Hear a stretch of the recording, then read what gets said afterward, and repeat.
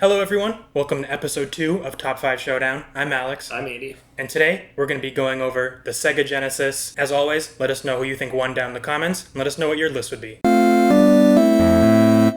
And just a reminder, we're revisiting our top 5 Showdown that we were doing on Instagram Reels for the YouTube channel. So we're going to be looking back at what our top five games were back whenever we recorded this. I think for this one, you just grabbed random games off the shelf last time. How dare you? You literally did that, because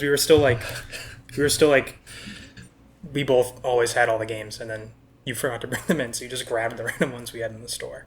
I think they were a pretty decent representation of what we got. My list has changed pretty significantly. I think my list is going to be different this time too, but yeah.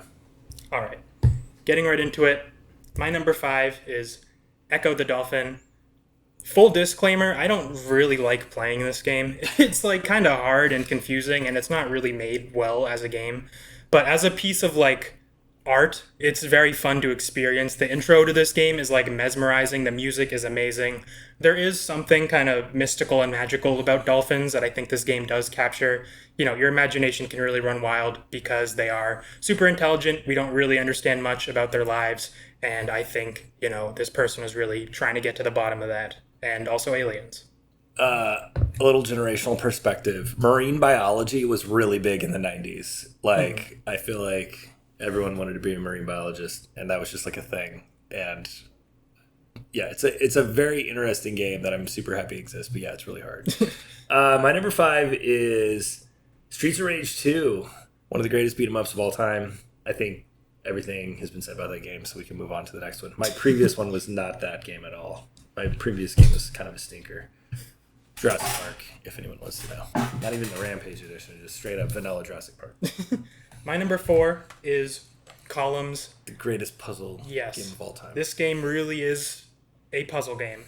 I'm a sucker for puzzle games. I don't know. I like to fidget with them. They're nice to get absorbed into because it's that instant feedback of getting matches and stuff.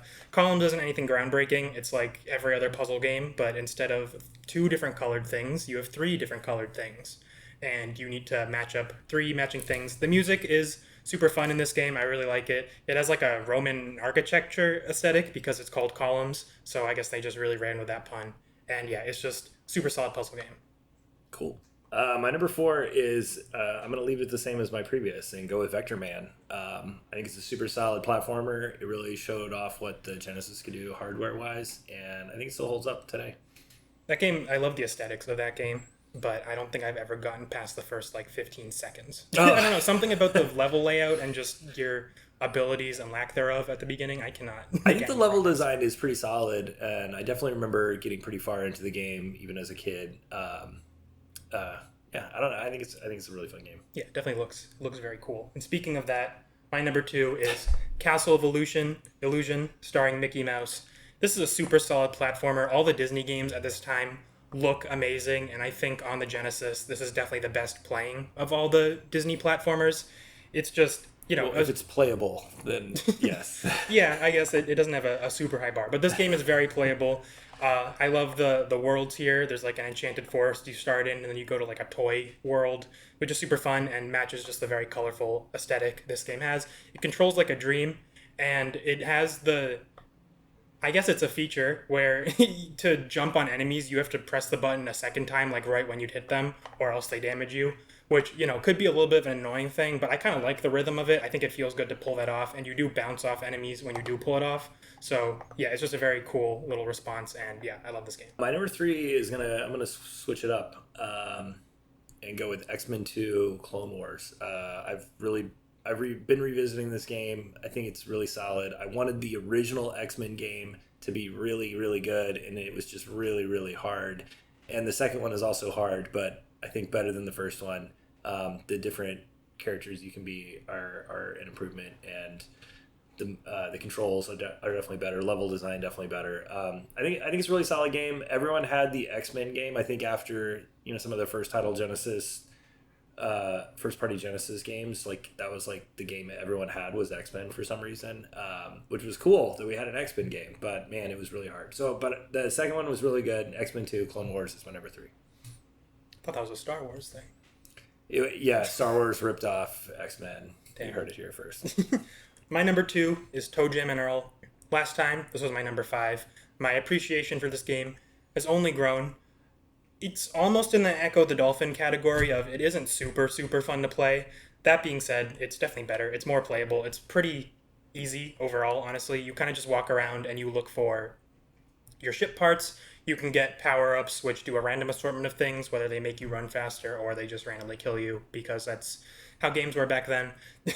But, where this game really succeeds is its aesthetic. It's so, gloopy and alien-ish and hip-hop-y, and those funky tunes coming out of the Genesis sound chip. That's just what it was made to do. It's so awesome. I love aliens. This is a very cool game. Yeah, it was a really good game. Sega pushed hard to get that game to help sell consoles along with Sonic, and I think they did a good job. Earthworm Jim 2 is my number 2.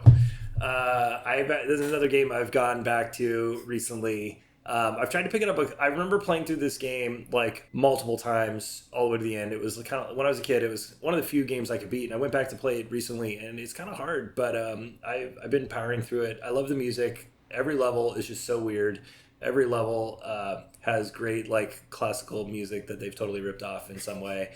But just all the characters from the Earthworm Jim universe are there.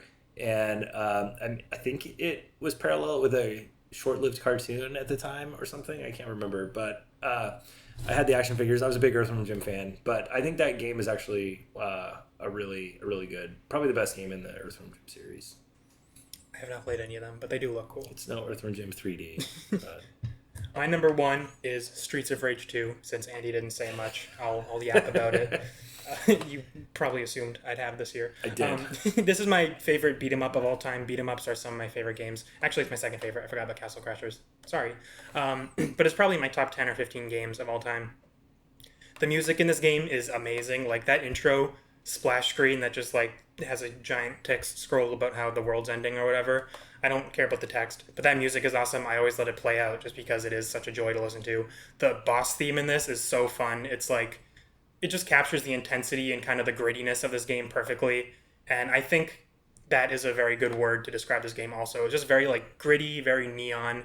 The pixel art in this game just looks beautiful. The characters control so well. A lot of beat 'em ups, especially console ports of beat 'em ups from this time, could feel a little limited in the movements you could do and the characters you could choose. I think Streets of Rage really does a good job of including all that, and you have a good mix of different moves that you can pull off, and they're all very satisfying.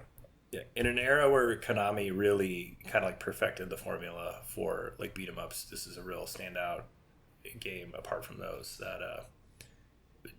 Just an amazing game. My number 1 is Sonic and Knuckles. Again, I think I had Sonic 3 and 2 on my list both last time. I've been playing a lot of Sonic and Knuckles, and with the Sonic 2 and Sonic 3 versions where Knuckles pretty much breaks the game. But it's why have we not done that? Why have we not seen this before? Such a great gimmick. I'm not really into gimmicks, but man, that was one hell of a gimmick. I remember having my Genesis and my 32X, and then my Sonic and Knuckles cart, and then my Game Genie, then my Sonic and Knuckles cart, and then my Sonic 3 cart all slapped in there, and I just thought that was the coolest thing ever. But it actually is a really good game. I've been playing a lot of 3D Sonic recently, so going back to a 2D Sonic has been kind of fun, and I think Sonic and Knuckles is one of the top games in that series, and definitely on the Genesis. You've heard it here first. Andy loves DLC. But I feel like I should also address the lack of Sonic in my list. I had Sonic 2 here last time, and I do like that game. I just really hate Chemical Plant Zone with a burning passion. I get past the first level, it's all great. Chemical Plant Zone comes up, and I'm oh wait, I actually kind of hate this. And then, what's the next one? Angel Hill Zone? Is that the third? That's the third. Yeah, because I kind of hate that level too. I love the casino levels in every Sonic game. Those ones are always fun. But I feel like most Sonic games just have some terrible, terrible levels. But maybe I need to play it with Shadow. Or not Shadow. Any of the levels with the moving, temple, column platforms are just kind of... a little rough. Yeah, or where you have to breathe in the little bubbles. Oh my god, yeah. Why? We don't need those. Well, with that being said, I hope you guys forgive me for not having Sonic on my top 5 Genesis list.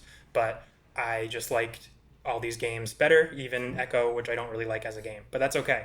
So yeah, thank you for watching. Let us know what we should rank next time. Let us know what your list would be, and comment who won. All I heard was Toe Jam and Earl is more popular than Sonic the Hedgehog. Yes, in on my Genesis. heart, in my brain and heart, it is.